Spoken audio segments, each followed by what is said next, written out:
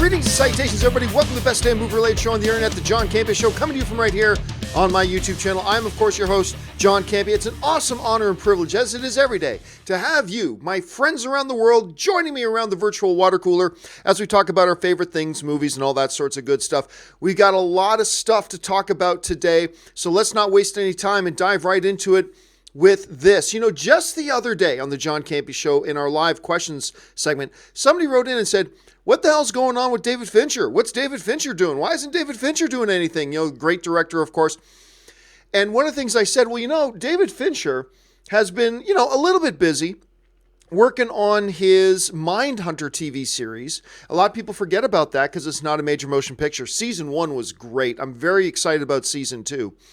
And then we talked about, you know, there have been reports that he was connected to World War Z2, and then nothing ever came out about World War Z2, so we don't know if he's still doing World War Z2 or not. Well, the other day, the producers for the new film Beautiful Boy, who are also the producers, or supposed to be the producers for World War Z2, were being interviewed on the red carpet of Beautiful Boy. Their names are Dee Gardner and Jeremy Kleiner, and they were asked about World War Z2, and what they said was that, yup, World War Z2 is still moving forward, Brad Pitt is still attached, and David Fincher is still directing the film. David Fincher is going to be working on Mindhunter Season 2 until December. Then he's got a month or two of post-production, and then in the summer of 2019, they are planning to start shooting World War Z2.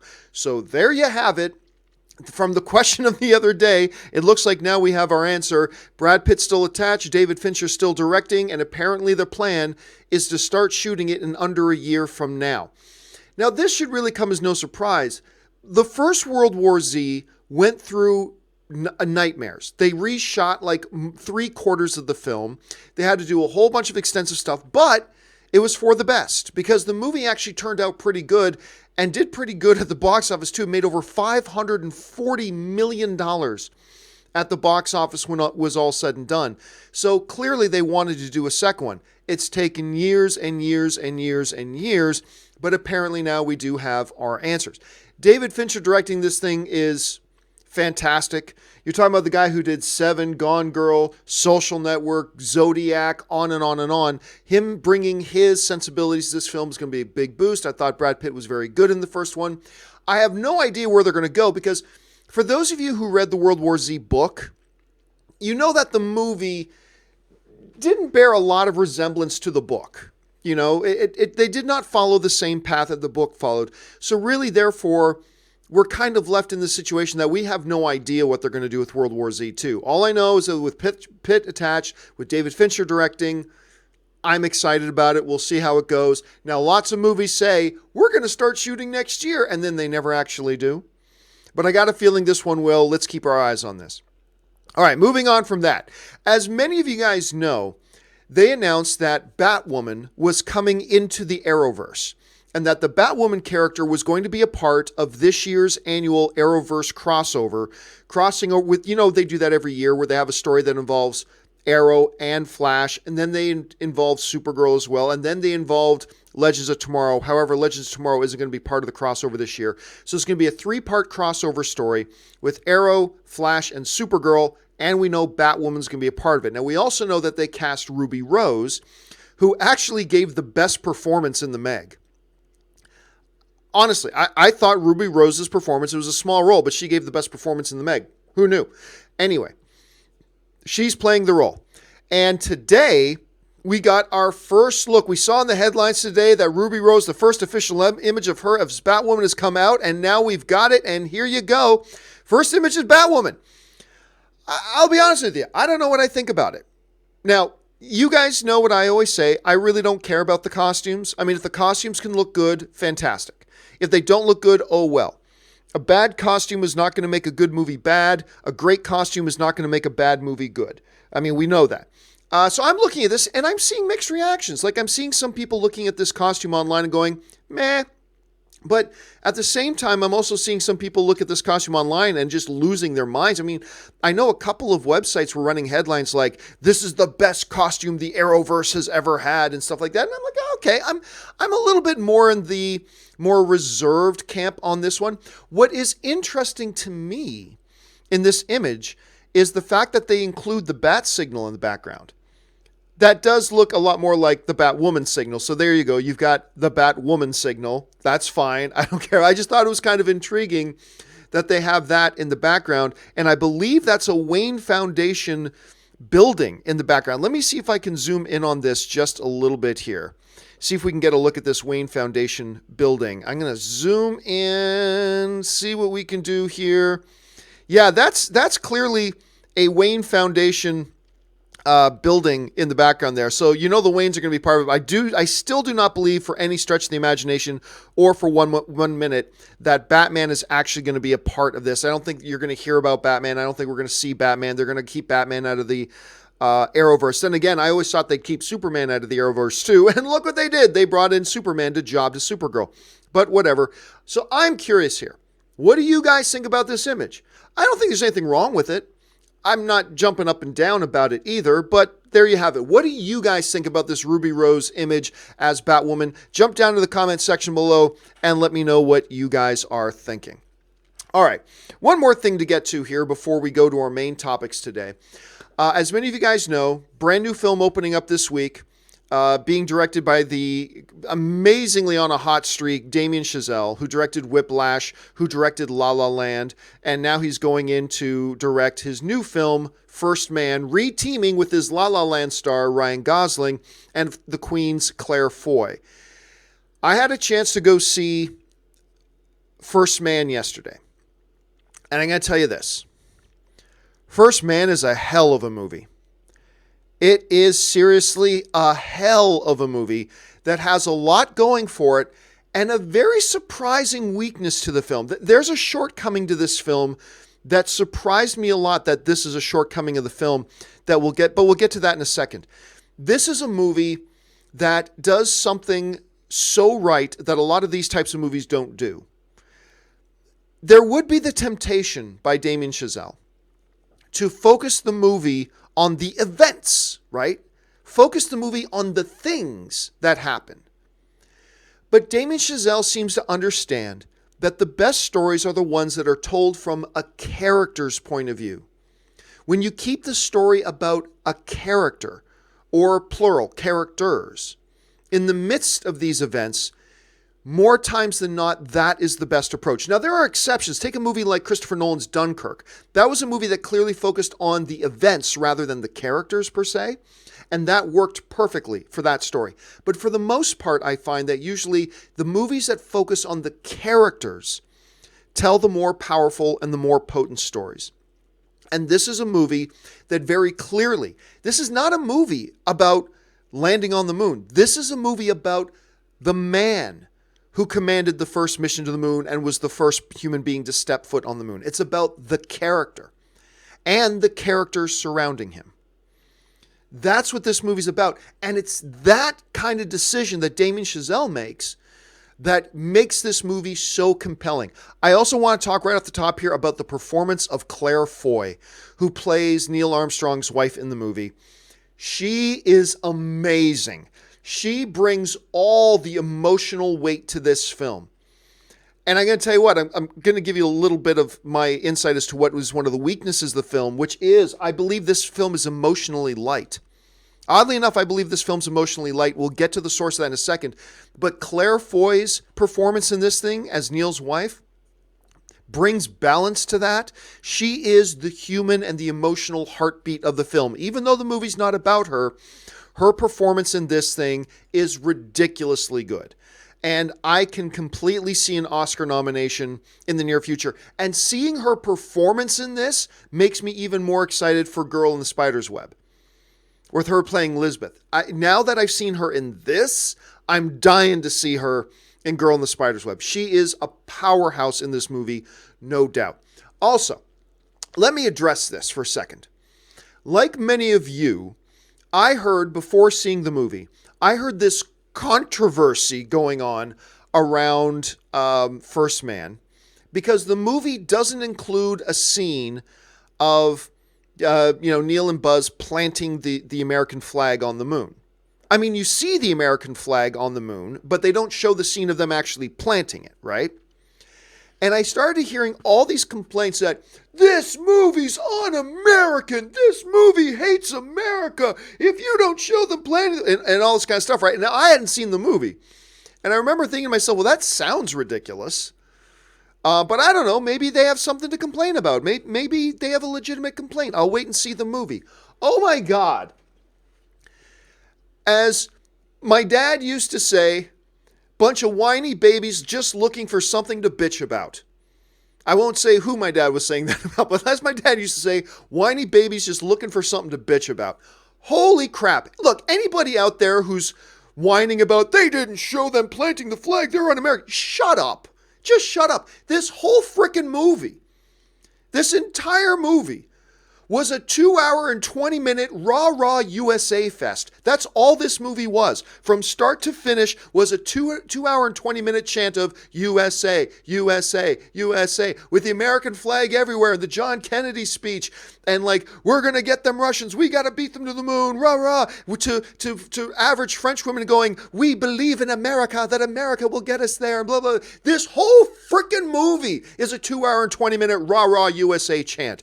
Anybody, if you come across anybody who says this movie is a disgrace to America because they didn't show them planting the flag, tell them to shut their fucking mouths because they don't know what they're talking about. They clearly didn't see the movie, or, as my father said, they're just whiny babies looking for something to bitch about. Now, I'm not talking about anybody who says, hey, I think they should have shown that scene.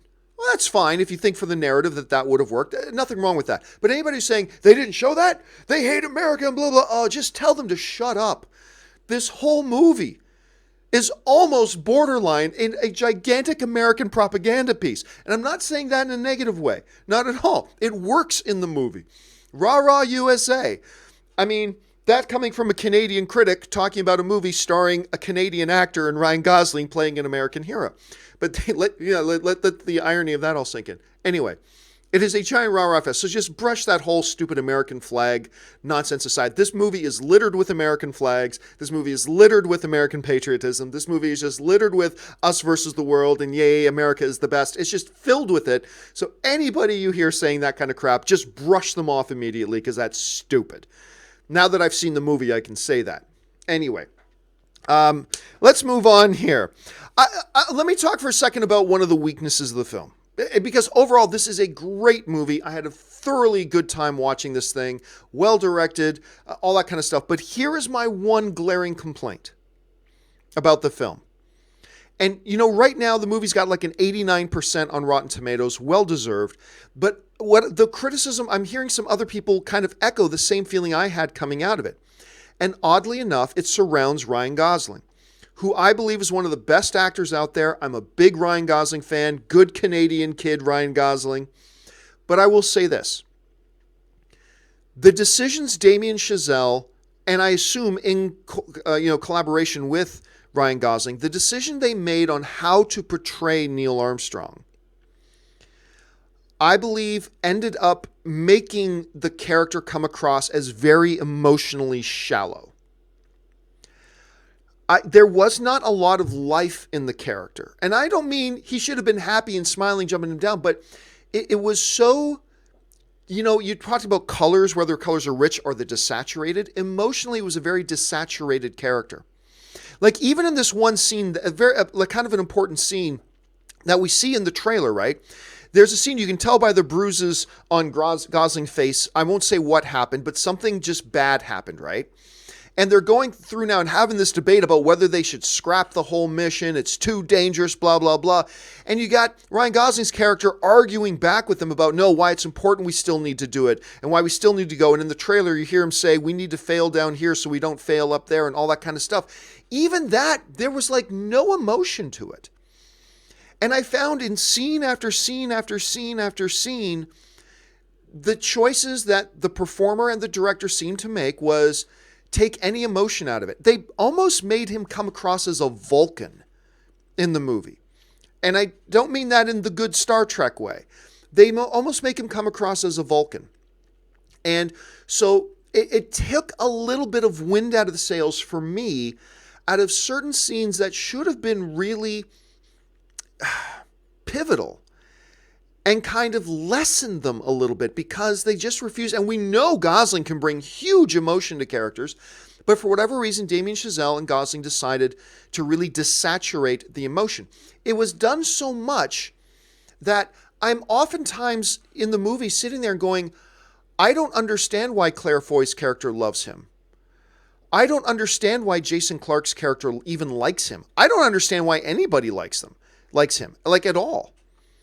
Because even in happy moments, devoid of anything, and it just played out through the film. And you can say, well, we were just trying to make him based on the things we read about Neil Armstrong. Maybe that's true, but you got to keep in mind that you're making a movie and the characters need to come across and have some impact that way. And to me, that was the one big weakness of the film, was their decision to really desaturate any emotion, basically turning him into a Vulcan of the central character.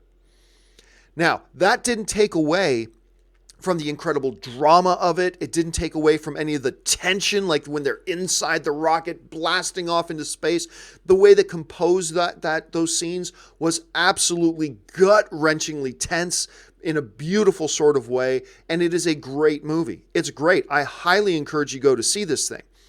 But the desaturation of any emotion out of the lead character, I think, hurts the film a little bit. I'll also say this, it's a bit long.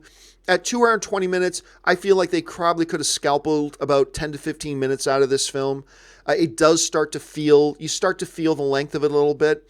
But other than that, solid movie. Another great outing by Damien Chazelle. Wonderful performance by Claire Foy. Great tension, very patriotic film, all that good stuff. Only tempered a little bit by what I believe to be an ill-advised character portrayal decision made by the director and the lead actor. But other than that, solid film. Have you guys had a chance to see First Man yet? If so, jump down to the comment section and let me know your thoughts. If you haven't seen it, I do recommend you run and check it out because it is a really solid, compelling, feel good, yay human race kind of movie. And I think we need more of these types of films. Go and check out First Man when you get a chance.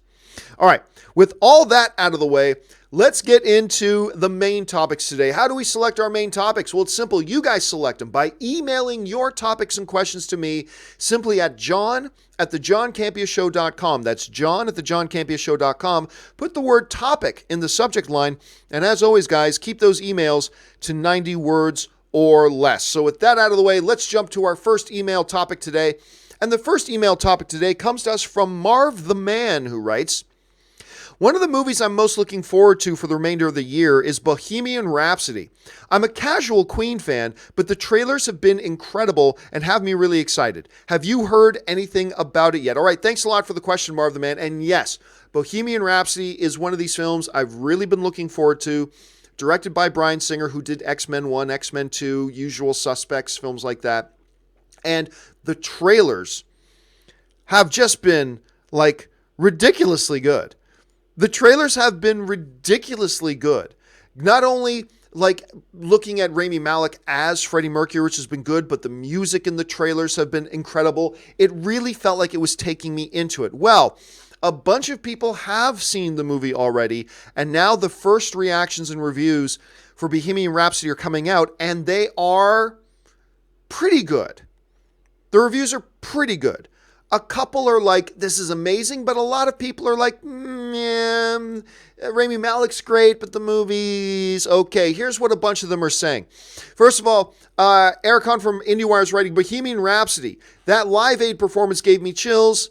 The rest of the movie, Mike Ryan from Uprocks writes, my biggest takeaway from Bohemian Rhapsody is how much the rest of Queen resents Freddie Mercury. But Rami Malek is outstanding, and the fact, and I blurred out the name there, so not to give away a spoiler, but there's a surprise cameo in the movie. And the fact that so-and-so is in the movie is genius and insane. David Eckrick, also from IndieWire, writes, just did a double feature of A Star is Born and Bohemian Rhapsody, and yeesh. That contrast didn't do the latter any favors. Rami Malek sure nails his imitation, though. Jenna Bush from Legion of Leia writes, now she's one of the ones who loved it. Absolutely beyond blown away by Bohemian Rhapsody. Rami Malek is phenomenal. Gorgeous story. Amazing concert movie. I don't have enough words. Kyle Buchanan from Vulture writes, Bohemian Rhapsody is a glorified Wikipedia entry. But but Rami Malek plays Freddie Mercury and wears his wonderful costumes with incredible gusto. And finally, our friend Scott Mance from Movie Mance writes, holy hell! Bohemian Rhapsody is absolutely fantastic, a rousing emotional cinematic champion that will rock you. Rami Malek is magnificent. It's great fun. It will rock you. Hashtag A Star is Born. You've been served. So it's kind of funny there. We got one critic saying, yee, this thing looks really bad compared to A Star is Born. But you got another critic going, hey, Star is Born, you've been served. So what we're kind of seeing coming from across the board is a few people loving it, a couple, and a few others, it's okay of a movie, but Rami Malek's really good as Freddie Mercury. Reading these reactions, I'm expecting Bohemian Rhapsody to probably come in somewhere to the 65 to 70% Rotten Tomato range when the official reviews start to launch. So I'm thinking that's where it's going to come. Look, I'm going to tell you what, I'm a little bit disappointed by hearing so many meh reviews because I have really been looking forward to this movie. The trailers for this movie have completely sold me. I'm still looking forward to it. And I'm encouraged to hear a couple of people, particularly people that I know, saying that they absolutely love it, but a little disheartened by hearing how many people are saying, yeah, I mean, Rami Malek's great, the rest of the movie, blah, blah. But I don't know. We'll have to wait and see. What about you guys? Does hearing these reactions increase your enthusiasm? Like maybe you thought the trailers looked awful. Maybe you thought this movie was going to suck. And now you're hearing a bunch of people saying, actually, there's some good things in it. Is it increasing your enthusiasm? Is it decreasing your enthusiasm? Jump down in the comments section and let me know what you think. All right, let's move on to the second emailed in topic today. And the second emailed in topic today comes to us from Larry Nagwit, who writes, just wondering if you saw that Michael Pena was cast as Mr. Rourke in the Fantasy Island movie they're making. It's very hard to imagine anyone else other than Ricardo Montalban in the role. Do you think they made the right choice? All right, so we talked a little while ago about how they are doing a Fantasy Island movie. I think it's a great idea. I really do. Because when you look at Fantasy Island, there are so many elements in that show that I think are quite trendy right now. There's supernatural elements to it. There's dark elements to it. You could throw in borderline horror kind of storylines as well as this two really incredible characters in Mr. Rourke and Tattoo. I mean, right? You got these two incredibly compelling characters. The casting of Michael Pena, good job, by the way, Ray, putting that graphic together. The casting of Michael Pena, I got to say, is an intriguing one. It's an intriguing one. I always pictured the Mr. Rourke character as an older character. Now, don't get me wrong, I don't need them to look like Ricardo. I don't even really necessarily need them to sound like Ricardo. That's not the case.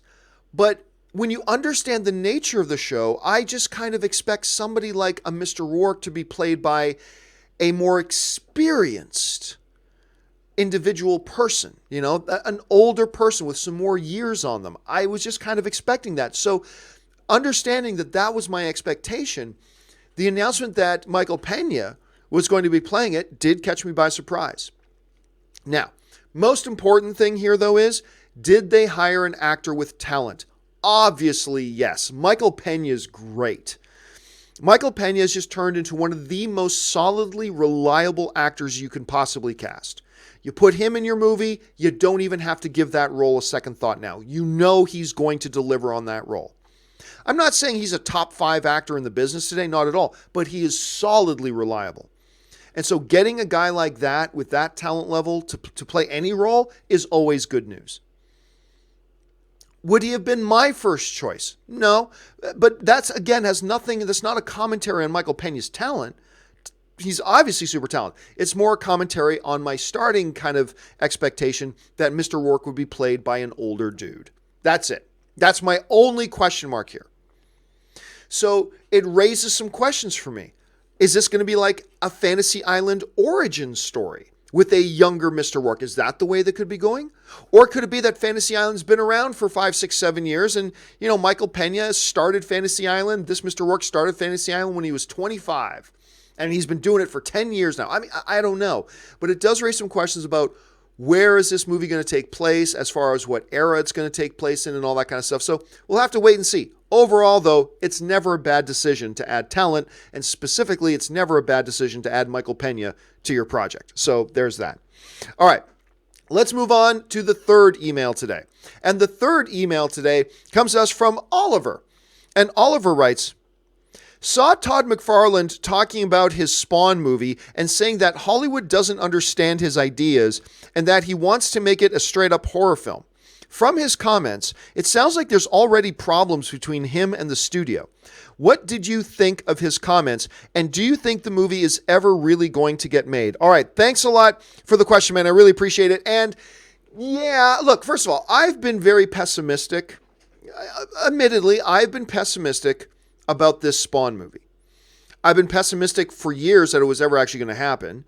And then when they announced it and that Todd McFarlane himself, who has never directed anything, is going to direct the movie himself, I became pessimistic about that. Despite the fact that Todd's a good Canadian kid, I'll tell you what, it raises some really big concerns for me. And then they added talent like Jamie Foxx, right? They added him. Great. Fantastic. And then they added Hawkeye to the film. Great. Fantastic, right? So, I mean, that's a good sign. But still, that lingering pessimism. And you know what? These most recent comments from Todd McFarlane aren't doing a lot to make me feel like he understands what he's doing. Because it feels to me like he has this idea that he knows what he's doing better than anybody else in the business, including the people at Blumhouse, who are the ones behind this film, which makes it odd. So first of all, he makes these comments as basically saying, you know, Hollywood just doesn't get it. They just don't get what I'm trying to do. And it's like, well, what do you mean by Hollywood? I can only assume you mean like Jason Blum and the guys at Blumhouse, because they're the studio behind your thing. And I got news for you, Todd. If there's a disagreement between you and Blumhouse, I'm sorry, Blumhouse is probably right. I don't know the specifics of your debate, but I'm going to guess that Blumhouse is probably right. But anyway, he goes on to say this. Todd McFarlane said the following. We just saw one a couple of weeks ago called The Nun. It's called The Nun, and she's not on screen for most of it. She really doesn't talk a whole heck of a lot, right? I mean, these kinds of movies have been done forever. I'm just saying that in a movie like Jaws, it's called Jaws, but the shark isn't on screen talking or whatever the Hollywood studios say. How can you not have the lead character not talk? You and I can stand here and come up with 100 movies that have done this in the past 20 years. And you don't even have to go back the last 20 years, because there's one 2 weeks ago called The Nun, and The Nun did it, right? Okay, so this sounds to me, and I'm just interpreting this, so maybe I'm off. These comments sound to me like one of the disagreements going on between Todd McFarlane and Blumhouse is that it sounds like Todd McFarlane doesn't actually want Spawn to be in this movie very much. And it sounds like he doesn't actually want Spawn to talk much or be in the movie much. I mean, that's what the comment sounds like, right? He's saying, like, well, look, we got The Nun and we got Jaws. But yeah, but The Nun wasn't who the audience was going for. The Nun, we understand The Nun is kind of like the MacGuffin of the movie, if you will, in many ways. And I know that's not the proper use of the term MacGuffin, but you understand what I'm saying. Jaws is not, never expected Jaws to be the main character of the movie. Like, you're bringing up these examples that are not equivalent. You're talking about a studio putting up money, and you're talking about doing a movie called Spawn about this really popular comic book character that you created and made popular. So we're talking about this popular comic book character. If you put that on the title, guess what? Your audience isn't going into it expecting to see him as little as we saw The Nun in The Nun. We're not going in there expecting to see as little of Spawn as we do Jaws in Jaws. There's expectations that come with that. If, and I want to stress if here, because I'm just kind of interpreting his comments, but if there is some disparity going on here that the studio is saying you can't do this movie while barely showing Spawn, and Todd McFarlane's going, yes, you can. No, you can't, Todd. You can't do a movie called SpiderMan and then only have SpiderMan in 10 minutes of screen time. You can't do that. You can't have a movie called Batman and only have Batman have 5 or 10 or 15 minutes of screen time. You can't do that.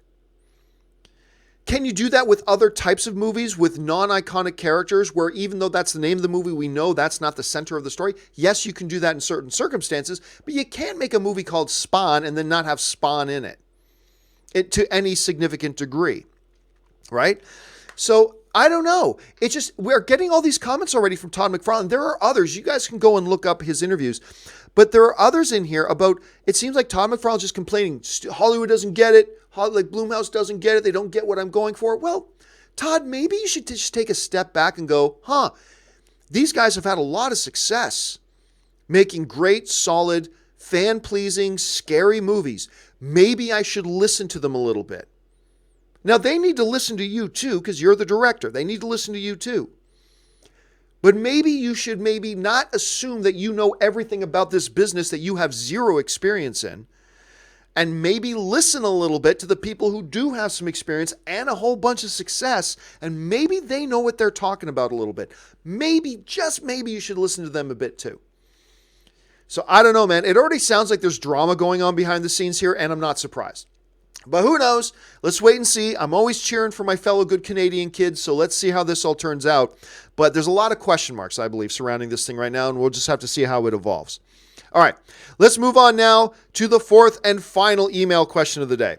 And the fourth email question today comes to us from Dimitri. And Dimitri writes, "Hey, John, longtime viewer here since the movie blog days. Thank you so much, man. Simple, my question is, do you think Halloween can beat Venom at the box office? Thanks for all you do and keep up the great work." All right, this is a question that a bunch of people have been asking, even before Venom came out. Who's going to win October? Michael or Venom? Halloween or Venom? Which one is going to win the month of October? Now, the gauntlet was thrown down with Venom when Venom came out this weekend and smashed the October opening weekend box office record by $25 million, coming in at over $80 million at the box office. It threw down the gauntlet first. Then the question becomes, okay, well, what's Halloween going to do? I've said that Halloween will not come close to $100 million opening weekend. I just don't believe that. You look at the history of it, you look at everything that's happened already, I just don't think that Halloween can make $100 million or close to $100 million, right? So I've said, I believe Venom is going to win this weekend. But, the early tracking numbers for Halloween was for Halloween to open to around $40 million. Well, guess what? They just released updated numbers for what they're expecting from Halloween. And now Halloween is tracking at $60 million. They said it was tracking at 40. Now they're saying it's tracking at 60. The movie's opening up here pretty soon. I believe we're 10 days away from the official opening of Halloween. And we've seen it happen several times before, that these tracking numbers can go up the closer we get. So if this movie is tracking at 60 right now, and it's just gone up from 40 to 60, if this has gone up from 40 to 60 right now, and we're still just 10 days away, I believe it's possible. It's possible that we could see a Halloween get close to that $80 million. I still don't think it will. But it is far more likely now that it could than it was a week ago. With them upgrading their things, maybe a lot of people going out to see the movies, having a great time at A Star is Born. Audiences are liking Venom. Maybe they're like, man, I want to get back to the movie theaters. Halloween's opening here soon. That might be helping it. That could be helping it. But we've seen that jump from 40 to 60. It's not that big of a jump now to go from 60 to close to 80. So here's my thoughts on this. I still believe that Venom is going to win. I don't think Halloween will make as much as Venom did on its opening weekend. But I am less confident in that feeling now than I was before. I am less confident in that prediction than I was before. It's looking like it's possible. Again, I don't think likely, but possible. But now there's two separate questions. Question number one is, which will have the bigger opening weekend? I think that's going to be Venom. But the second question, and possibly the more important question, is, okay, forget opening weekend. When it's all said and done, which movie do more people want to rush out and see? When it's all said and done, which movie got more people to go to the movie theaters? When it's all said and done, not just opening weekend, but in the run of the film. Venom or Halloween? That's a more difficult question. Because we're hearing Halloween getting great reviews. How the audience will feel about it, we don't know. And we saw Venom get mostly negative reviews, but a number of good reviews too, but mostly negative reviews, even though the audience seems to like it. Which movie's going to have the better legs? Because, like, it's very possible that Venom could open with 80 and Halloween open with 70. But in the long run, Halloween could have better legs. We are in the Halloween season, and it could ultimately overtake it. So here's my prediction. My prediction is this. Venom will have the bigger opening weekend. I don't think Halloween will have 80 plus million. But when it's all said and done, I believe Halloween, at least domestically, will make more than Venom. At least domestically. I'm not sure about worldwide. I'm not quite sure how the Halloween films play on an international market. But I believe when it's all said and done, Halloween will be more. How do you feel about that? Question number one for you guys. Which is going to have the bigger opening weekend? I still think it's going to be Venom. But which one is ultimately going to make more money in the long run? Who's going to get more people to come out and see it? Venom or Halloween? I think it could be Halloween, even if Venom takes the opening weekend race. What do you guys think? Jump down to the comments section and let me know your thoughts. All right. With that out of the way, guys, we've already got a whole ton of live questions that you guys have sent in. So let's jump over and start taking some live questions right now. And the first live question today comes to us from Aaron S. Eli, who writes, new Patreon, how does privacy work on your side? I'll be honest with you, Aaron, I don't know what you're asking. How does privacy work on my side? I think that's a question you need to flesh out a little bit more, Aaron. I'm not really clear what it is you're asking. I apologize. I'm not sure what it is you're asking. Cameron Belgrade writes, 2 questions. Is First Reformed with Ethan Hawke worth watching? Absolutely. It's a great movie. And thoughts on going to movies by yourself? Oh, I talk about that all the time. I have no problems going to movies by myself. Now, don't get me wrong. I prefer going to movies with friends. I prefer going to movies with people because it's a great shared experience. But look, if you have no problem sitting down and watching a television show by yourself, you should have no shame at all about going to a movie. I go to the movies by myself. If there's a movie I want to watch and I got some spare time, hell yeah. I'm not going to make the fact that I don't have anybody around right now to go with me to deter me. Not at all. Absolutely. Go to a movie by yourself. If you want to see a movie, go see it. You don't need to have somebody else there to hold your hand to take you. Go see a movie by yourself. I got no problem with it.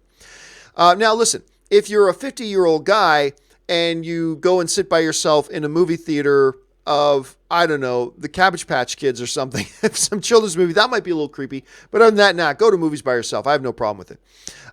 Aaron S. Eli writes, Barbie.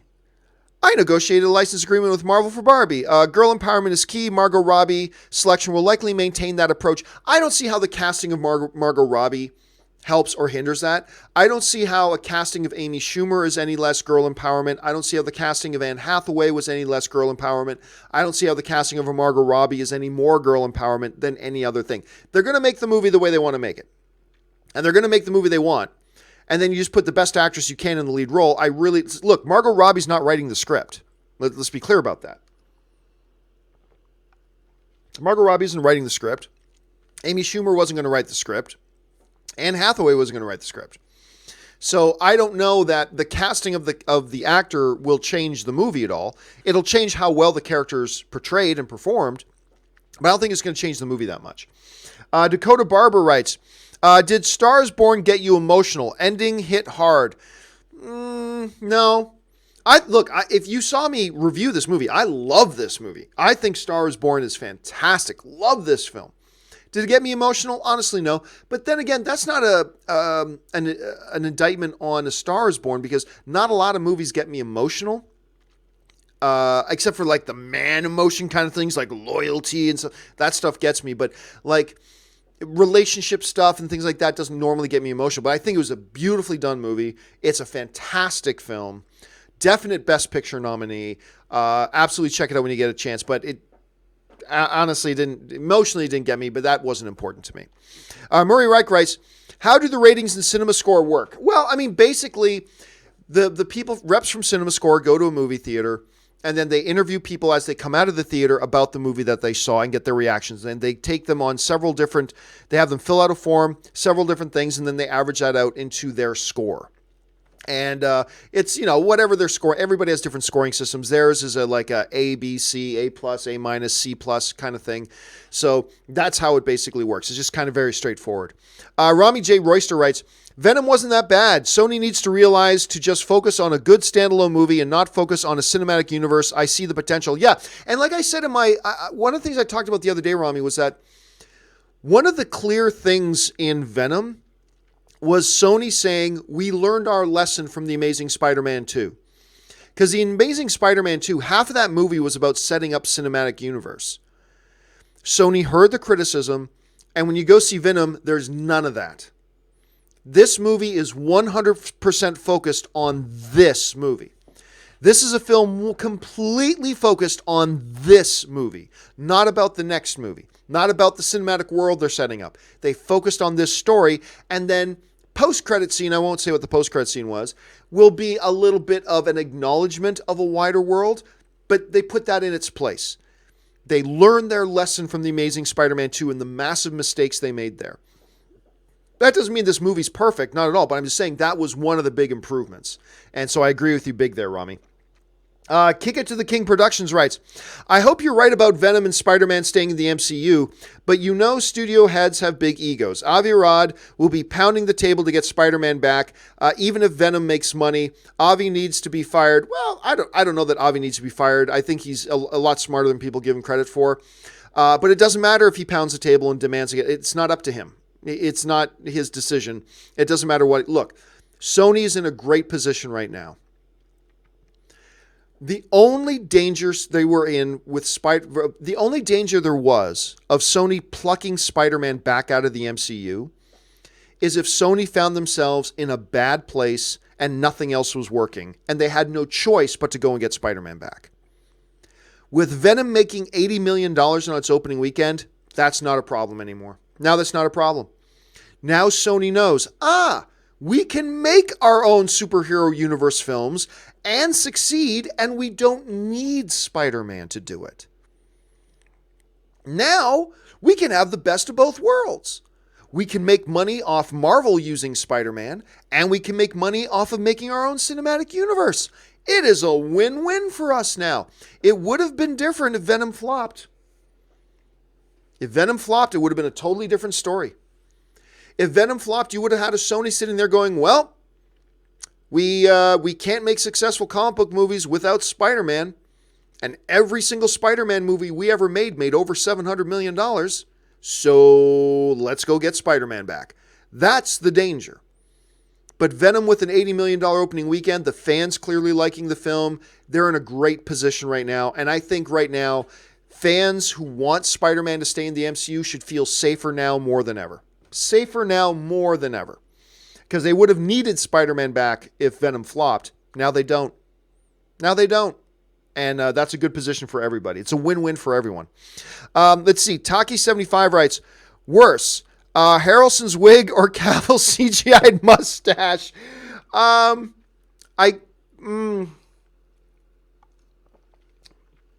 can't discuss because it's spoilerish. I can't discuss.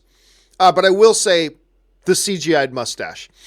James Welsh writes, probably never happened, but I would like Marvel let Sony borrow Blade.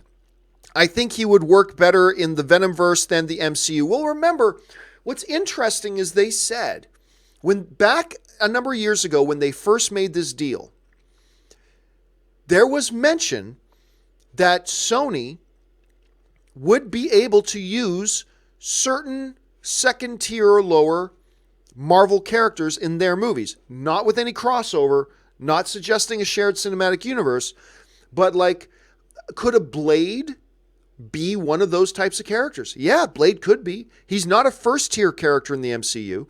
I don't think the MCU has any plans of using Blade, despite all those fake rumors that were going around.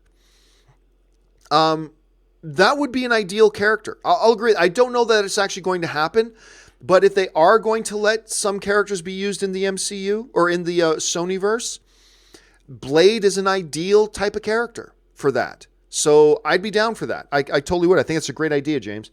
Aaron S. Eli writes, my gut tells me Aquaman trailer is a doubling down on critics telling them to move.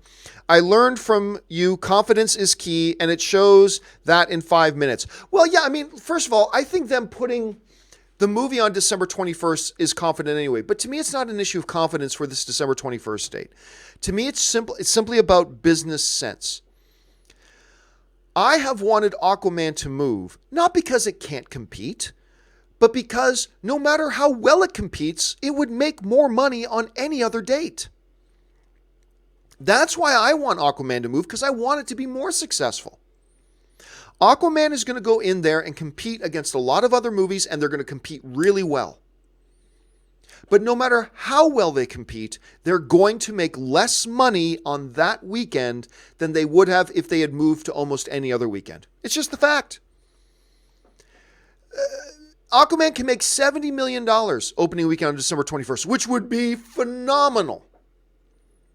But if it makes $70 million on that weekend, when Bumblebee is also opening, and you got the Mary Poppins in his first weekend, you got all these other films opening, and you got SpiderMan and the SpiderVerse, you got Mortal Engine, all that kind of stuff. If Aquaman makes $70 million that opening weekend, would be great.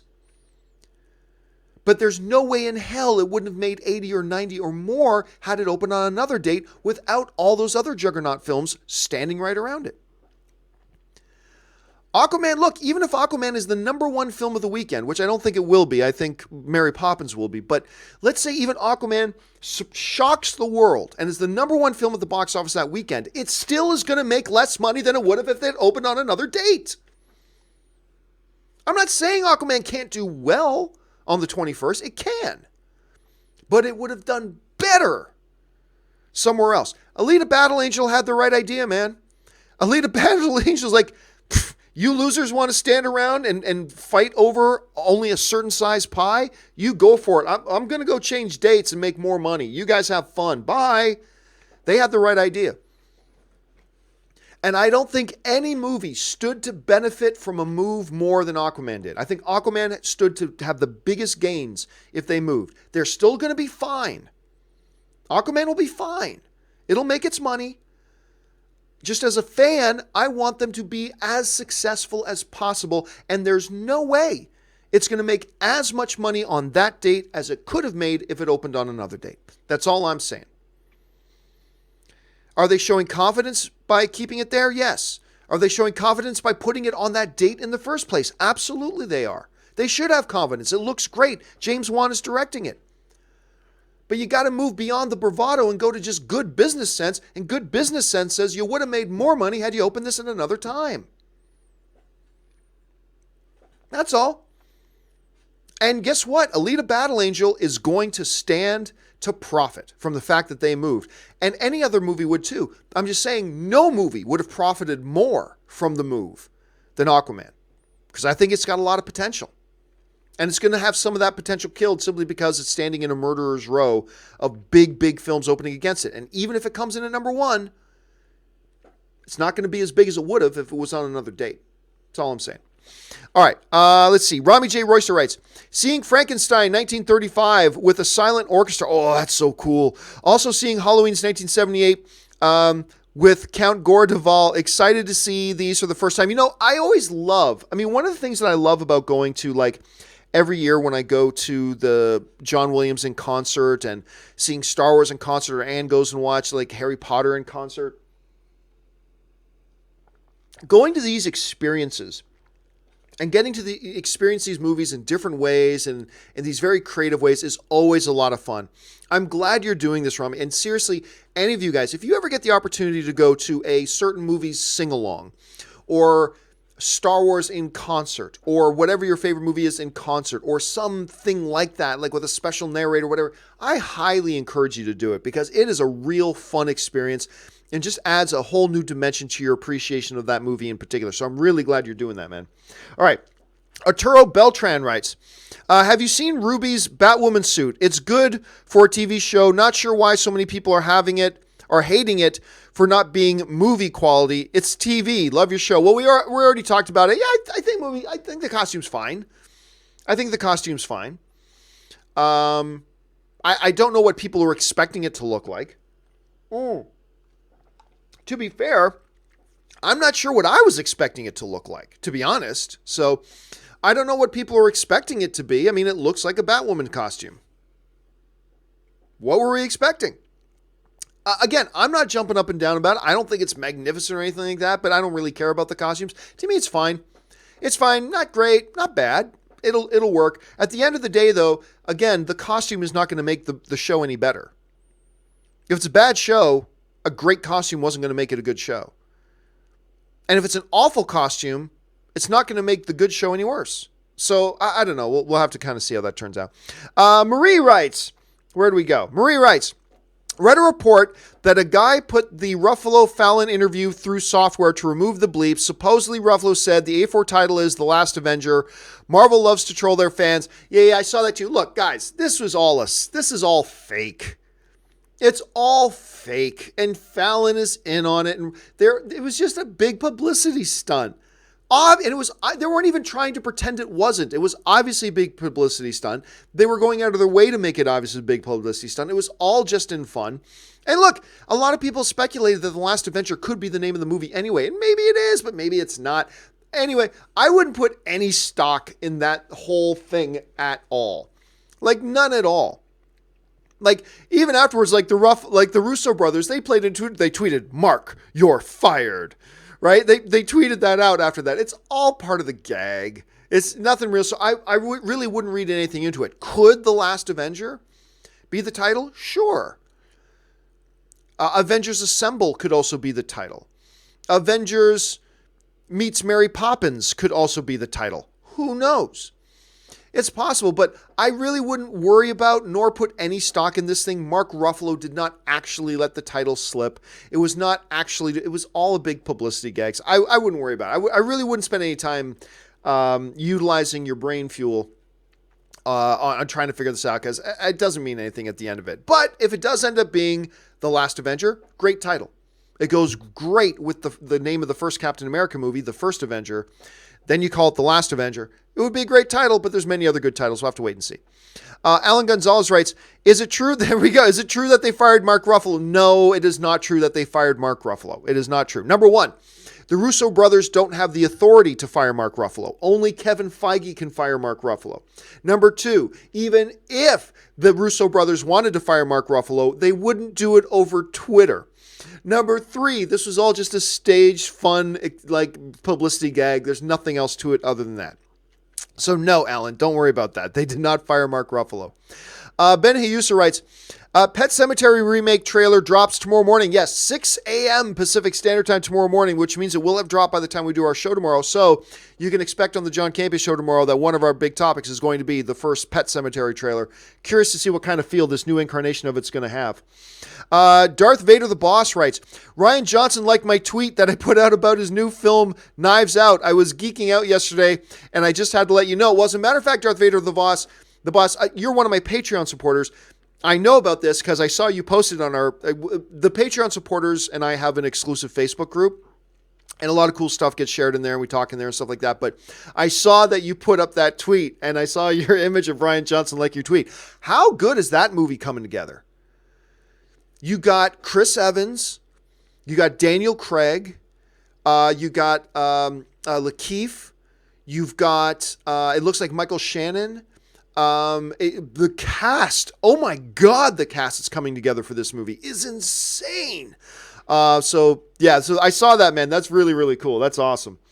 Robert Johnson writes, I wish Into the Spider-Verse was live action and had Spider-Man 2009. Ugh, I don't like Spider-Man 2099. Maybe Oscar Isaacs, Tom Holland, Andrew Garfield, and Tobey Maguire. Well, no, that would be, no. I mean, that sounds like a cool little YouTube video gimmick.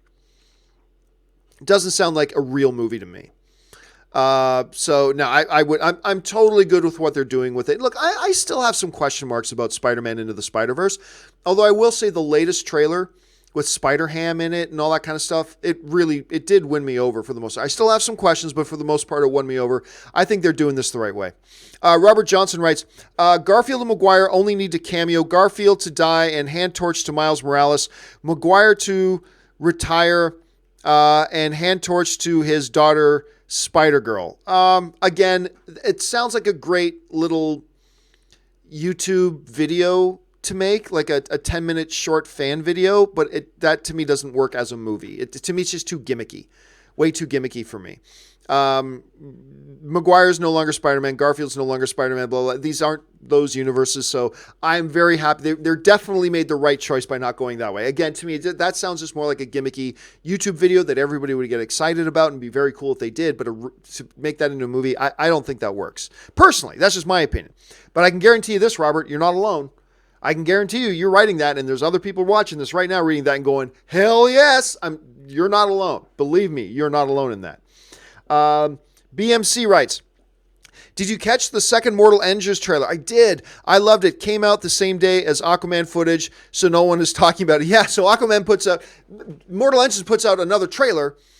Aquaman puts out a 5-minute, 20-second trailer, and everybody's talking about the Aquaman thing, and no one's talking about the Mortal Engines trailer, which is too bad because it is a very good trailer. That Mortal Engines trailer is a really good little trailer.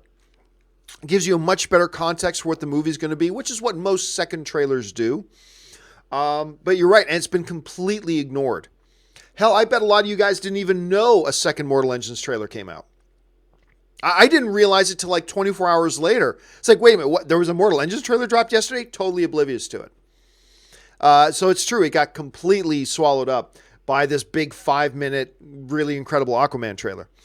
Aviator 986 writes, clearly Avengers Tower is in Daredevil Season 3's poster. It's a nice connection to the MCU, but a frivolous one. Netflix is careful about cross-referencing, causing scrutiny. Won't convolute the continuity, but why do it? I didn't notice it. I'll take your word for it that it was there. But you just perfectly described any MCU references in the Netflix shows. They're frivolous. They're frivolous and meaningless. They don't really mean anything. Because they never practically connect the MCU to the Netflix universe in any real way. It's always vague references or some blurred out newspaper article hanging on the wall in the background. They never do any direct, like when Luke Cage is taking out police cars in the streets, you'd figure Iron Man would show up. Like they don't actually have like an Avengers. They don't do anything practical to show any connection between the universes. And you just perfectly described it. Any connections you ever see are frivolous. They're frivolous and meaningless at this point. Why do it? I don't know. Just as little winks to the audience, I guess. Just as little winks and stuff like that. Because people get excited by this stuff, so why not? It's good for marketing. Robbie writes, Sony needs to stop spoiling big scenes in trailers. I mean, not really. I don't think they spoiled anything at all, really, in their trailer. I can't think of anything really significant that was spoiled in the trailer. Like, and look, if you want to talk about that, Sony ain't the worst culprit. Hell, just look at Marvel. Like, you can make a huge argument. We love seeing it. But, like, Marvel's just as bad in it as anybody else. Like, I really wish they did, after seeing the movie, I really wish they didn't show that shot of Captain America fighting Thanos. And Thanos bringing the glove down on Captain America and Captain America holding his hand off. And, like, why show that in the trailer? Well, it's great marketing. That's why. It got people excited. But I'll tell you what, I wish I had not seen that. I wish I saw that for the first time in the movie. So let's not pretend like Sony's the biggest culprit here. They're not. I mean, Marvel does it. DC does it. Hell, even move outside of the superhero genre. I mean, lots of movies do it. Because you got to sell the movie. And I get it. There's a very difficult and delicate balance you got to strike. And it's tricky. I'm not going to pretend like I'd be the expert on it. But it's a tricky balancing act between marketing. But honestly, I never found anything in the Venom trailer that was any kind of big reveal of some big important moment in the movie itself. At least not that I can recall off the top of my head. Michael Ashton writes, just saw First Man. It blew my mind. Like watching a VR experience without the headset. Can't wait for everybody to watch it. I agree. Again, other than my one quip about how they kind of emotionally desaturated the lead character, regardless of what source material they're working off, you can't do that in a movie. Other than that, the movie is great. It is. It's truly an experience. I like the way you described it, Michael, about the VR experience. It is an experience. Watching this film is an experience. And it's an uplifting movie. And there's some good emotion in it, even if it's not coming from Ryan Gosling himself. But it's a terrific movie. Do check it out if you guys get a chance. Listen to Michael and give it a shot. Izzy Alonso writes, what's your new gig? I didn't hear the news. Dude, I'm not going to go into it all again here. Somebody else, I've gone into it 1,000 times. Not going to do it again right now. Aviator 986. Thoughts in bringing intermissions back to movies. Understand with older, handicap, or bad backs, but sort of puts a damper on the film experience. Well, I mean, it depends, right? There's a couple things I love about movie intermissions. Number one, you don't got to worry about running to the bathroom, right? You can take a quick bathroom break in the middle. That's great because, look, I go in a movie, first thing I do is I buy my popcorn and a large soda. That's what I do, right? And that large soda goes right through me, man. So if it's not if it's like any movie, by the end of the movie, I am really needing to go to the bathroom by the end of the movie. And heaven help me if it's like over 2 hours and 15 minutes. If it's over 2 hours and 15 minutes and I've gone through, you know how big movie sodas are now, and I blow through those things. I got to go to the bathroom. Like, I can't make it to the end. If the movie's over like 2 hours and 10 minutes, I can't make it to the end of the movie. At some point, I got to run out and use the bathroom and then come back. An intermission gives you an opportunity to go pick something up at the snack bar, use the bathroom, check. I mean, seriously, it might cut down on the amount of people who check their phone. Like, you deserve to be punched in the face if you pull your phone out and check your phone during a movie. Anyway, maybe it'll cut back on that because people know I can just go out in the middle during the intermission and check, blah, blah, blah. There's a lot of good things. A lot of good things about an intermission. But then again, you know, a lot of movies are like an hour and 45 minutes. Do you need an intermission for an hour and a half movie, an hour and 40-minute movie? Not to mention, it extends out. It lessens the amount of screenings that a movie theater can do. Not to mention, like, if you're right in the middle of the movie and something really tense is going on, and then now we're going to take a break. That pulls you out of the movie, and then you got to get back into the movie again when it comes out. So, to me, there are positives and there are advantages and disadvantages to the idea of bringing it back. I would suggest that maybe the theatrical chains experiment with something. Say, okay, from now on, we're going to try for 1 year. Movies that are 2.5 hours or longer, we're going to try having a 7-minute intermission for movies that are 2.5 hours or longer. Because again, I don't see the need for a movie that's 90 minutes long. But if a movie's 2.5 hours or longer, maybe experiment with it. Hey, look, it would be good for the theaters too, because it means more people buying more stuff at the concession stand, and that's where movie theaters make their money. They don't make any money off the movie tickets. They make their money on the concession stand. So they would make more money at the concession stand. People get their bathroom break, stretch their legs for a minute, check their phones, boom, 7 minutes, back into the movie. I think that would be an intriguing experiment. You'd have to see how bad would those drawbacks be. The drawbacks of adding more time, the drawbacks of, hey, you know, you're going to get pulled out of the movie for a few minutes, and is it difficult to get back into the movie? That's a challenge. I would say experiment with it. Say 2019, we are going to give something a try where movies that clock in at 2 hours and 30 minutes or longer, and there's not going to be many of them, maybe 5 or 6 of them for the whole year. Any movies that's 2 hours and 30 minutes longer, we're going to try an intermission. Give it a shot. See how it works. Michael Ashton writes, do you ever go back and rewatch trailers for release movies? I love rewatching teasers for Logan. Oh, yeah, for certain. Like, dude, I've lost count how many times I've watched that Logan trailer, man. Absolutely lost count of how many times I've watched that Logan trailer. So, not often, but definitely, there are just some trailers that blow me away, and I go back and watch them even after I've seen the movie. For sure. Absolutely, dude, I do that. And Logan, I'm glad you mentioned that one, because that's probably like one of the biggest culprits for me. Advith Radajural writes, Grim Elizabeth Tulloch playing Lois Lane in Arrow crossover. Thoughts? Also, saw the Batwoman image? Well, we've already talked about the Batwoman image. Let me double check to see who it is we're talking about. I loved Grimm. I don't know who Elizabeth is, though.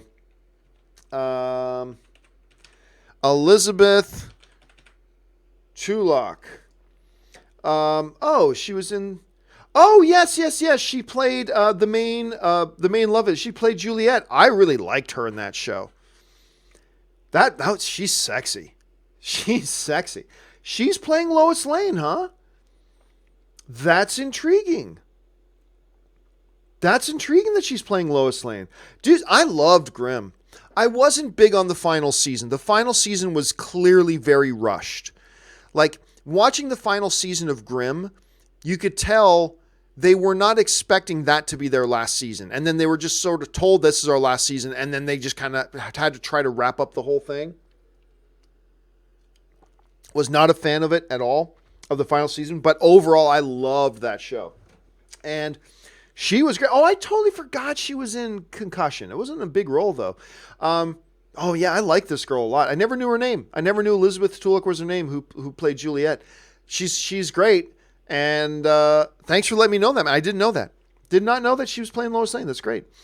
Cameron Peterson writes, just saw New Hope in Symphony. Blew my mind again. Getting to go see these concert experiences with them. Always awesome. Love it. If you guys get the chance, go do it. Robbie de Herrera writes, John, you're the best at what you do. Keep it up. Oh, thanks so much, Robbie. I appreciate that, man. And thanks for the support. It's very appreciated. Nathan Lip writes, hey, John, I love your show. Thank you so much, Nathan. I watch every day. Maybe you've answered this before, but who wrote the intro riff to your show? That riff is awesome. I don't know who wrote it. I just bought it. I went to a music service, and a lot of times there are these music services, and you can just buy the rights to certain pieces of music. I just needed a piece of music when I was starting my show. That piece of music really connected with me, and so I bought that music. I licensed that music, and but I can't remember off the top of my head who wrote it. But I like it. I like that music a lot. Thanks for the comment, man. Patrick Conway writes, I didn't love the Aquaman trailer. The clips were awesome, but as a trailer, no. Honestly, I'm more excited for Bumblebee than Aquaman after the trailers. Dude, you're not alone. That new Bumblebee trailer was really something special. It's a good trailer, man. Now, I don't want to fall back into drinking the Transformers Kool-Aid again, but the fact of the matter is we got a new director. You know, the guy who directed Kubo and the Two Strings, great movie, is directing it. This feels different already. There's a lot there to be excited about. And I'm not going to look at you cross-eyed for being more excited for Bumblebee than Aquaman. I am personally more looking forward to Aquaman than Bumblebee, but I'm not going to look at you cross-eyed for that. Nothing wrong with that at all. That movie looks good. Bumblebee looks good. And with this new director, I think it's got a lot of upside and a lot of potential.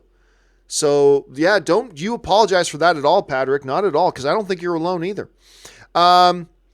Sprite Bear writes, have you ever seen Ozark on Netflix with Jason Bateman? Yeah, I've talked about the show a lot. Look, I am a massive Jason Bateman fan. Huge.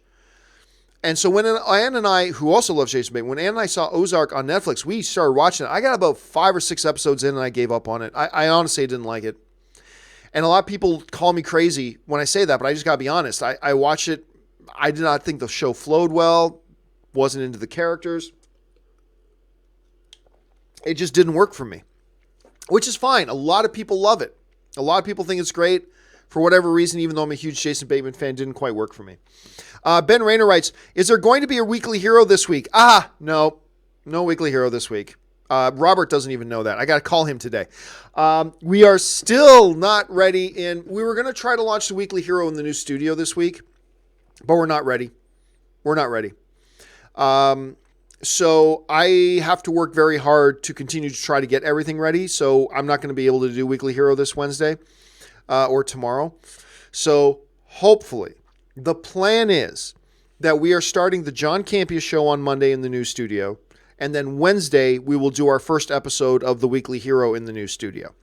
And it will be well worth the wait. Believe me, guys, it will be well worth the wait, but not ready to do it yet. We're just not ready. And I don't want to launch it when we're not ready to launch it. I mean, yeah, we could just get in there and turn the cameras on and go. But, you know, for our first show in the new studio, I want to put our best foot forward. I think you guys deserve that for all the patience you've shown us and all the support you've shown us. So I really feel like we owe that to you guys. So no weekly hero this week. Fingers crossed, we're going to be ready to go next Wednesday. I can't guarantee it, but that's what we're aiming for, and I think we can do it. So we'll have to wait and see. Marie writes, any feedback from friends about the new Doctor Who? Not from friends. Not from friends yet, but I've heard from a number of people on Twitter that they quite liked it. So I think I'm going to give it a shot. You know, I am not a Doctor Who fan. But a lot of people telling me that this new season is very self-contained. You don't need to have watched any of the other stuff and blah, blah, blah. That sounds like a really good way to get new fans on board. So, and I might be one of them. So I'm going to check it out, Marie. I'm not sure exactly when yet, but I'm definitely going to check it out. Samuel Lesquio writes, imagine a scenario where Disney reacquires Spider-Man.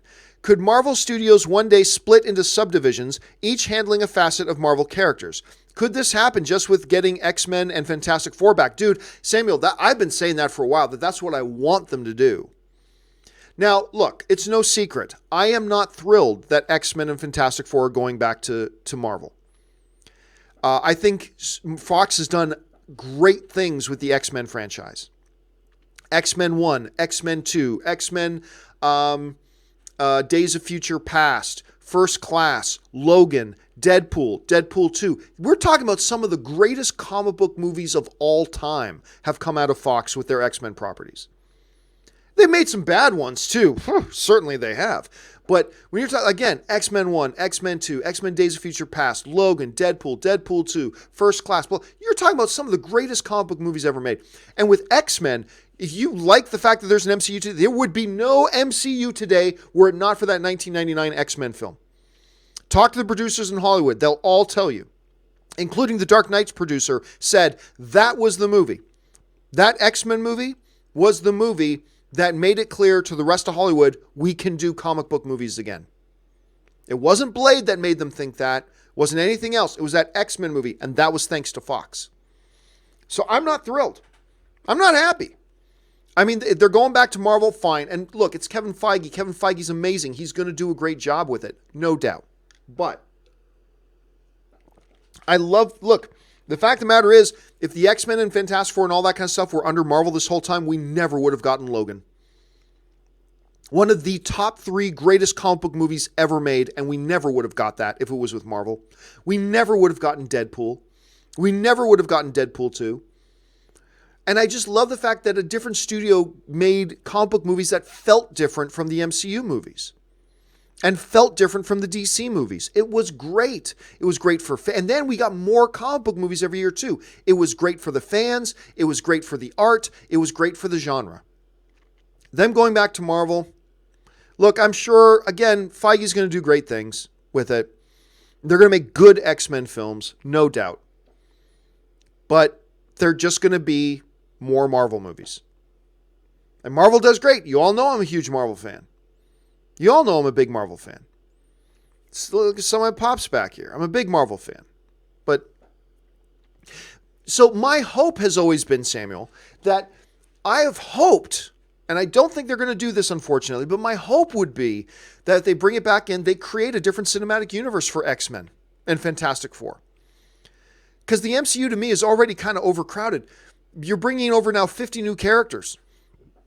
Have a separate cinematic universe so they're not tied together, so you're not creatively crippled. And put somebody else other than Kevin Feige over it just so they feel different from the MCU movies. You could do that. I don't think they will. I think right now Hollywood is so obsessed with everything has to be a cinematic universe together. They're so obsessed with that, I don't see them getting away from it. So I don't think, but Samuel, I'm with you. I'm with you. Spider-Man is one character, really. He has some adjunct characters too, yes, but really Spider-Man is Spider-Man. I have no problem with them bringing him into the MCU. But X-Men is a whole new world of characters. Create a separate cinematic universe, but I don't think they're going to do it. So I'm with you, Samuel, but I don't think they're going to do that. I don't think they're going to do that at all. Because of this obsession with everything has to be in a shared cinematic universe now. Dimsum05 writes, dude, that Aquaman rooftop single take floored me. I love that Valerian style break through the walls chase. That trailer got me pumped. It's a great trailer, man. I loved it. And it really was a nice little mixture of giving us extended scenes plus trailer elements and mixing it all up that way. It was a great piece of marketing, dudes. It was a great piece of marketing. I really enjoyed it. I'm still not a big fan of the Aquaman costume at the end of it. And I know everybody's mad at me for that. So be it. I'm not a big fan of the costume, but I don't care. The trailer is great. James Wan directing, Jason Momoa as Aquaman. I cannot wait to see this movie, man. Sky Highcock writes, could the Russo brothers be the right fit for the next Guardians? For the next Guardians movie, worked cast already, and it seemed like the whole liked working for them. I mean, look, why not let the Russo brothers go and do something else now?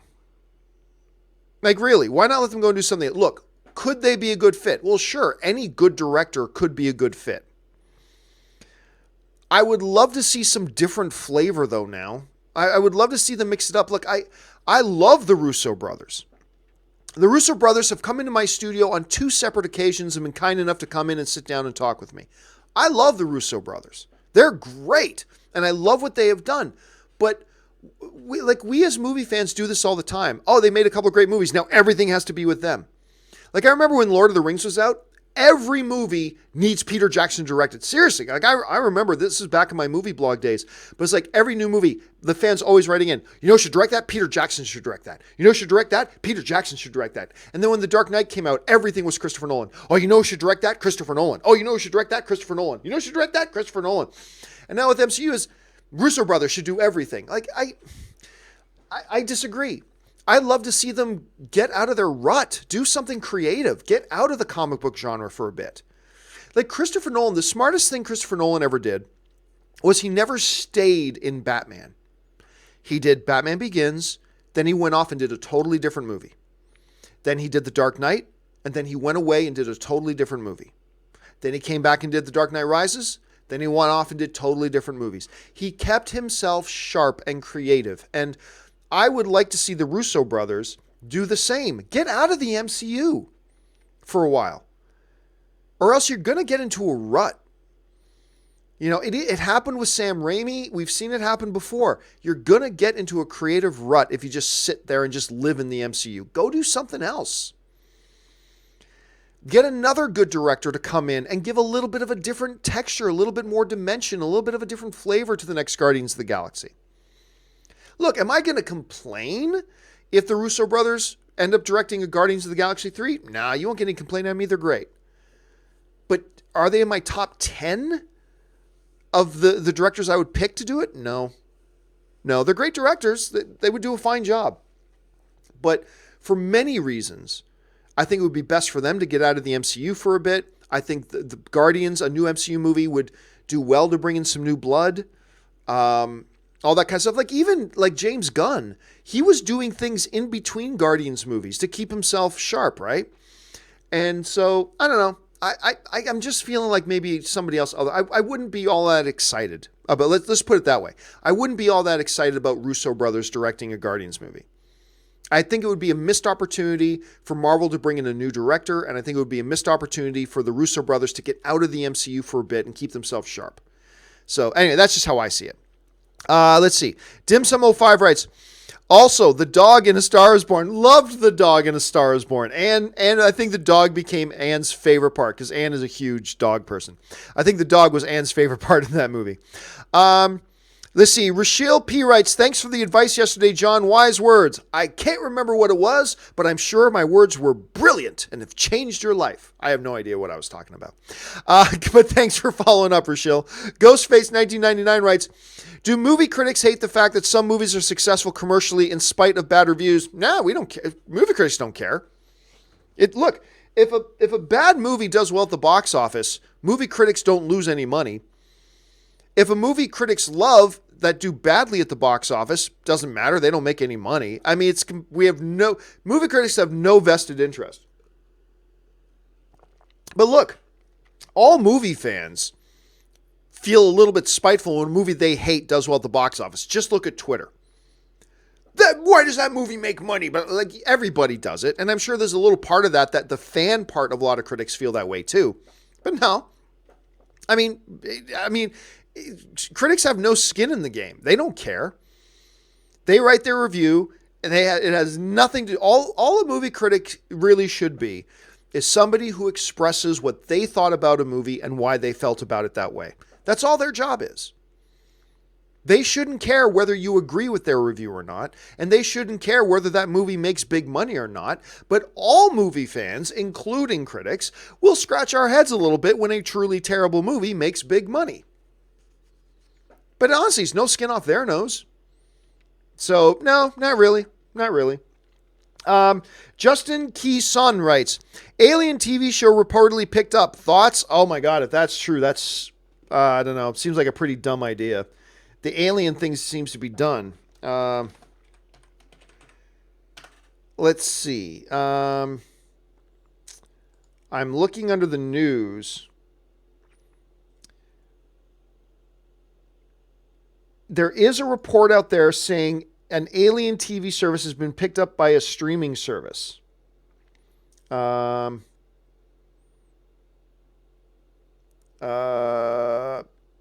not seeing much out there about it.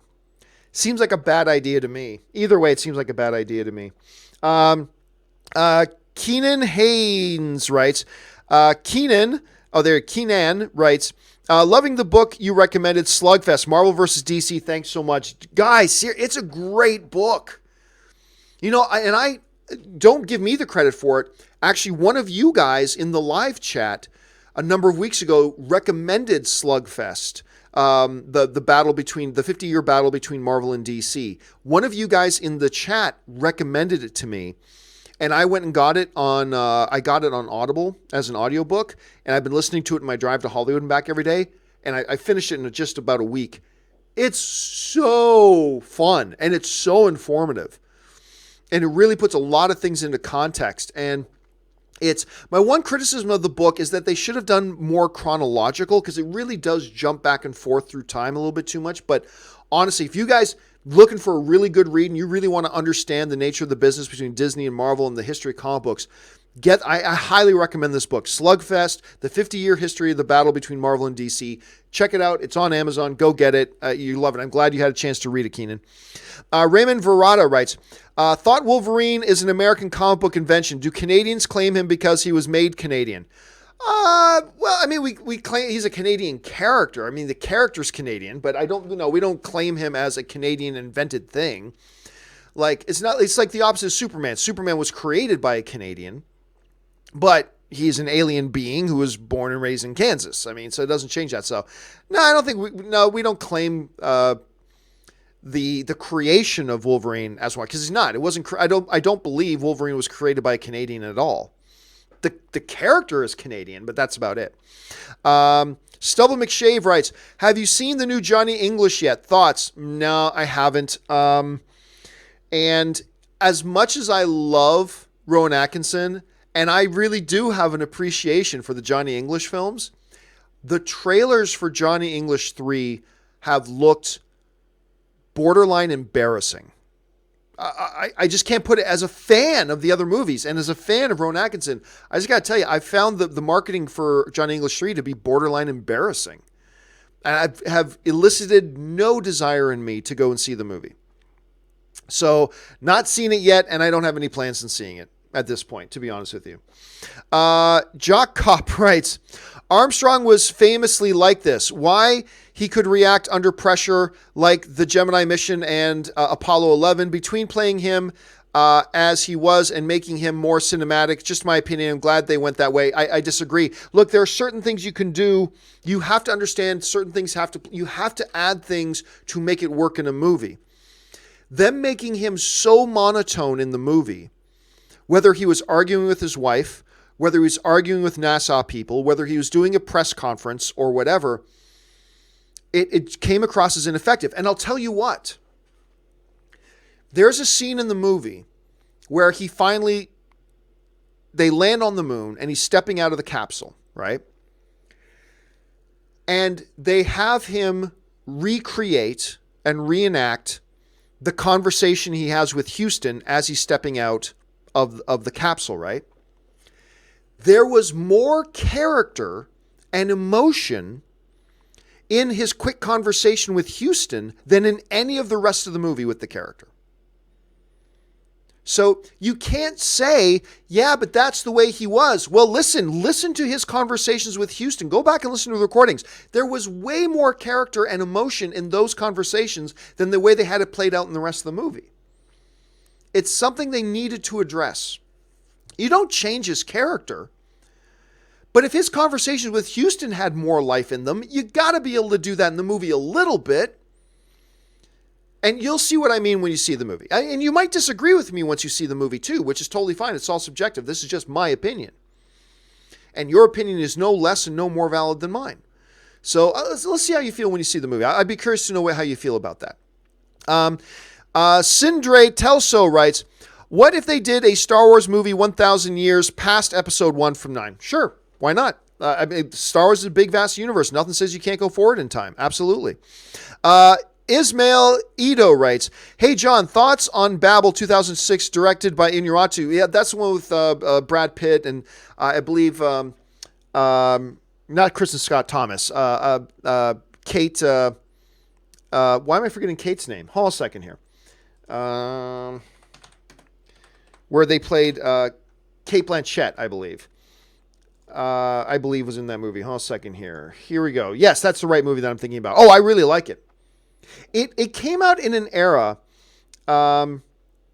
where there was a trend at the time. This came out in 2006.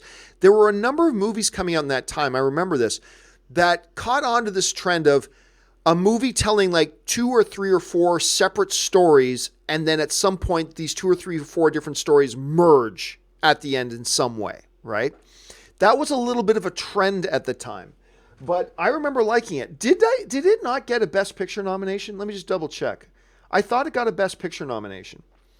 Yeah, it did. It got nominated for Best Picture. It won for Best Music. I believe Inarritu got nominated for Best Director. Yes, he did. He got nominated for Best Director. So yeah, it got a lot of awards nomination. It was a good movie. Really good, solid film. Let's see. Tristan Larison writes, restaurant scene in Venom made me cringe. Oh, which one was the restaurant scene? Oh, with the tank? Oh my God, I loved that scene. But hey, there you go. That just goes to prove. Movies are subjective, man. You saw it and it didn't work for you, made you cringe. I loved it. I thought that scene was great. I loved it. I smiled and grinned. I thought it was wonderful. I'm Upset writes, thoughts on the Night at the Museum trilogy. I'm not a big Night at the Museum guy, to be honest with you. I like the director very much. I love the cast. Honestly, for me, they're never films that really clicked for me. And that's fine. They clicked for a lot of people and they worked for a lot of people. They've never really been for me. Trail Shredder 1 Malagon writes, a simple favor, what a great time. I'm so getting it once it's out on digital. You convinced me to see it, and thanks, bro. Dudes, first of all, thank you, Trail, for listening to my recommendation. Check out, while you can, while it's still in theater, check out A Simple Favor. Such a refreshingly different kind of movie, bending different genres, wonderful performances in it. Honestly, guys, check it out. Trail, I'm glad you had a chance to go and check it out, and I'm glad you had a good time, man. All right, guys. That will do it for me for today's installment of the John Campea Show. Thanks so much for being here. Don't forget, we'll be back again tomorrow with the next episode of the John Campea Show, 9 a.m. Pacific Standard Time. That's 12 p.m. Eastern Standard Time. And we know at least one of the topics will be the new Pet Sematary trailer that's dropping tomorrow morning. So keep your eyes open for that. Guys, don't forget, if you're somebody who enjoys my programming and you like the show, do me a favor. Check out my Patreon page. Just simply go to www.patreon.com/John Campea. Get all the information there about what it means to be a Patreon supporter, how being a Patreon supporter keeps the show on the air, and also the benefits of being a Patreon supporter. And maybe you'll want to become a Patreon supporter too. And if you don't, that's perfectly fine. I'm just still tickled that you're here being a film fan with us. All right, guys, that will do it for me for now. Thanks so much for joining me. My name's John Campea, and until our next video, bye-bye.